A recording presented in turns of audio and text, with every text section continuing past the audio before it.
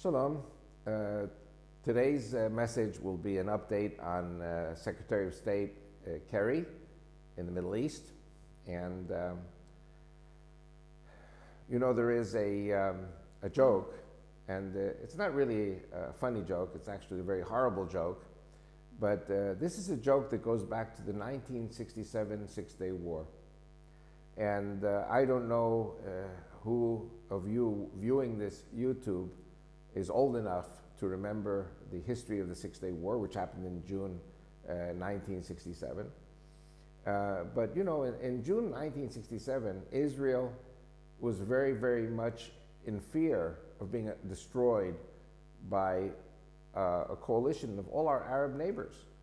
And they were actually digging mass graves in the Tel Aviv area for all the people who were expected to be slaughtered by the Arabs. I mean, really, in the reading of the Torah, which we've done on Bishalach, we talk about miracles, one miracle after another. Well, the Six-Day War was indeed a war of miracles. And there are many people, Jew and Christian, or shall I say Israeli and non-Israeli, who view the Six-Day War as a war of miracles. And there were so many miracles. How could we possibly have won that war? And indeed, God provided miracles for us.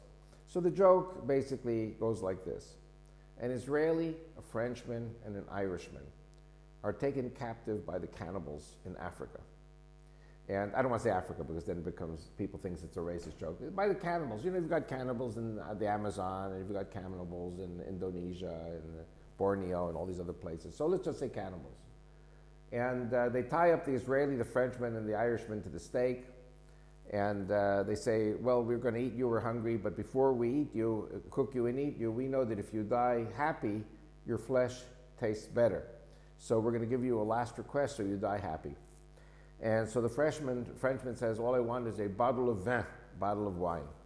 The Irishman says, give me a bottle of whiskey. And the Israeli says later, not now.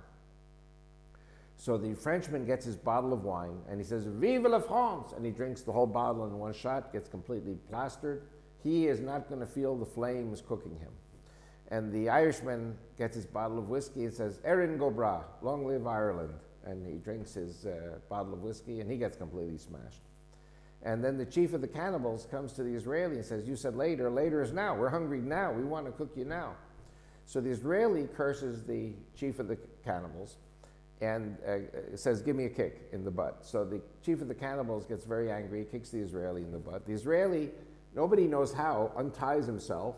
Nobody knows from where, pulls out an Uzi, machine gun, shoots down the cannibals, unties the Frenchman, unties the Irishman. And the Frenchman and the Irishman say, now listen, if you could have done this all along, why did you wait to the very last minute? So he said with his Israeli accent, we Israelis don't like to be called the aggressors. And it's a little bit cocky, a little bit corny, but basically the joke is that we are dealing with a kind of enemy that is really handicapped mentally. And that handicap is Islam. What do I mean Islam? Islam cannot agree to the existence of a Jewish state. If the Palestinian leadership is Islamic, and if they cannot, as a result, recognize a Jewish state, then they will not be recognized as a Palestinian state. There will never be a Palestinian state as long as they refuse to recognize the Jewish state. And I believe we've spoken before about borders, we've spoken before about refugees, we've spoken before about settlements and territories. We've spoken about the military needs of Israel. All these things are interesting. All these things can, of course, be negotiated. But if they don't recognize the Jewish state, there is not going to be a Palestinian state. And the Muslims do not want to recognize a Jewish state. The Muslims do not want to capitulate. They don't want to compromise on anything. Again, we always think of the story of the child who stuck his hand in the cookie jar. And because he grabbed so many cookies and he would not release any of them, he didn't get any of the cookies and he was caught red-handed for stealing. The Israeli government wants peace. The American government wants peace. The only group that does not want peace is the Palestinian side. Because what they want is what Amalek wants, which is to wipe Israel off the face of the earth. I'm considering doing very soon another update on the Shiite-Sunni battles that we are seeing taking place in Lebanon, Syria, Iraq, other places. And what's happening is you have this, like I said, this mentally handicapped system called Islam, which causes Muslims to kill Muslims. And you all know, God says in Genesis 9, that all human beings are his creations. All human beings are created in the image of God. And God loves every human being. God loves the Muslims too. And God cries tears for the Muslims when they're killing each other. And yet they are killing each other because their God Allah wants the Muslims to kill each other. And their God Allah wants to kill the Jews on Saturday and the Christians on Sunday. And the Hindus and the Buddhists and the blacks any day. So this is a recipe for the destruction of the human race. I don't want to say that Israel is lucky having such an enemy as the Muslims. I would say, with all due respect, of course, to the Chinese and Vietnamese, I was born and raised in the US, and I know what a formidable enemy the Chinese were. I know what a formidable enemy the Russians were. I know what a formidable enemy the Vietnamese were. The Vietnamese licked the Americans in the Vietnam War. These people have brains, and they have a goal, and they have a plan. The problem with Islam is the only plan they have is the annihilation of the Jews on Saturday and the Christians on Sunday. So as I was saying before, and I will do this in a very short way because I can do it much more deeply some other time when I talk about the Shiite crescent. But we know that Abu Mazen, Mahmoud Abbas, who's the leader of what they call the Palestinian Authority. Palestinian Authority is the political arm of a terrorist organization known as the PLO, Palestine Liberation Organization. In 1988, another terrorist organization was founded, actually with Israel's help, called the Hamas. And the Hamas is a very, very orthodox Islamic religious movement, unlike the PLO. PLO was basically a bunch of thugs and gangsters. The PLO received billions and billions of dollars from all over the world. The leadership of the PLO absconded with all this money in secret bank accounts. The Hamas, on the other hand, they're also terrorists, but the Hamas at least feed their people in Gaza. Where we see, for example, in Turkey, the regime of Erdogan or Gulen, all these people who are in charge there in Turkey, they are also like Hamas, like Muslim Brotherhood. And they have food kitchens in the mosques to feed the poor people. It doesn't change the fact that their Islamic thinking is fanatic and seeking the destruction of the Jews on Saturday and the Christians on Sunday and spreading the Islamic caliphate all over the world.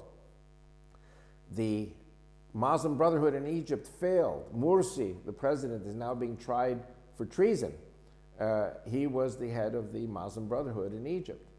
And so we see these failed Islamic systems, and the Hamas is actually subverting the PLO of the West Bank of Judea and Samaria.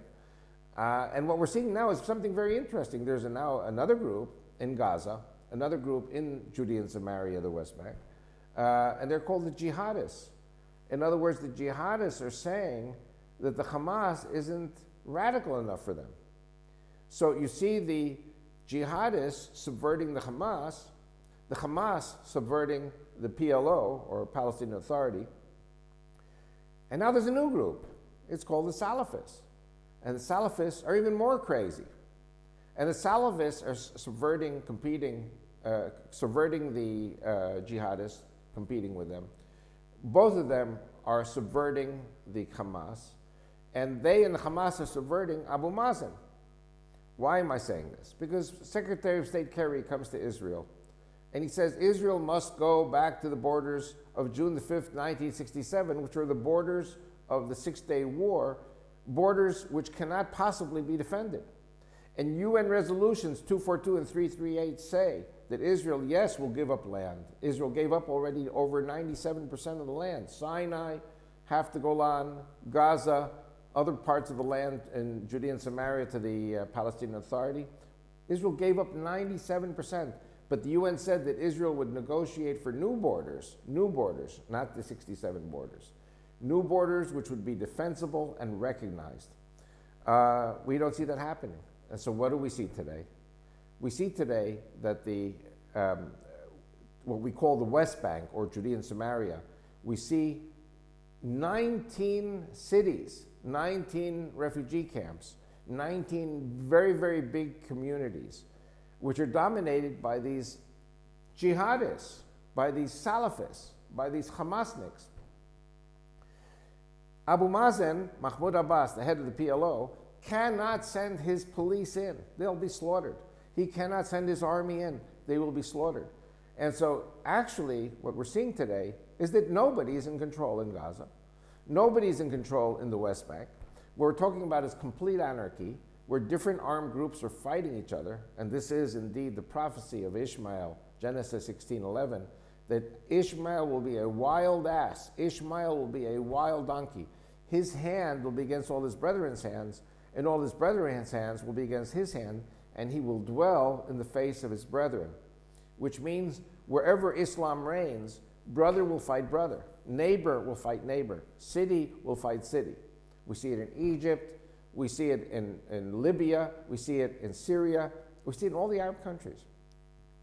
So anyone with any brains says, what kind of an agreement is Secretary of State Kerry thinking he's going to bring? After Kerry left Israel, he went to Jordan, met with King Abdullah of Jordan, and King Abdullah of Jordan said, yes, and Israel has to find a solution for all these refugees, Palestinian refugees. So even Jordan has its say. And Israel has said it'll discuss the refugees, but they will not be resettled in the land of Israel. And so all these countries are putting in their 2 cents, and each time another 2 cents and another 2 cents, and what it is the straw that breaks the camel's back. Meaning, Kerry's entire work, for the best of intentions that he may have, are doomed to failure. And the road to hell is paved with the best of intentions. The good news is God is in control, and God will give the victory to the Jews and those Christians who are with the Jews. And God bless all of you. Until next time.